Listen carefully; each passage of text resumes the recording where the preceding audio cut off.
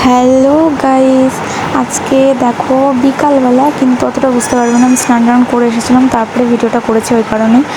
আর বিকালবেলার দিকে দেখো অতটা ওয়েদারটা ভালো ছিল না আমাদের এখানে, মানে হালকা হাওয়া হচ্ছিল, ঝড় তো হচ্ছিলোই, মানে দেখে বুঝতেই পারছো।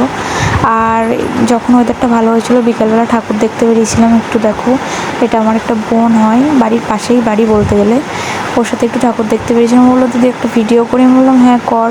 তারপরেও একটা ভিডিও করছিল আমার সাথে। আর রাস্তাটা দেখো শুধু একবার কেমন ফাঁকা, মানে আমি গেছিলাম হচ্ছে নবমীর দিন পুরো রাস্তাটা ফাঁকা। আর দেখো এখানে হচ্ছে আমাদের বাজারে বাউল ছিল, তাই দুজন পরপর গান গেয়েছিল। তো আমার কাছে তো মহিলাটার যে গানটা গেয়েছিলো এটাই আমার কাছে ভালো লেগেছে। তোমাদের কাদের গানটা ভালো লেগেছে অবশ্যই বলো কিন্তু। আর এই মেয়েটা যে গানটা গাচ্ছে, মহিলাটা, তোমরা নিশ্চয়ই অবশ্যই জানো গানটা কী গান। এবার অনেকেরই হয়তো ফেভারিট গান, এবার অনেকে এসে বলবে যে গানটা এই গান তো আবার শোনাচ্ছে, সেটা কোনো বিষয় না, ম্যাটার করে।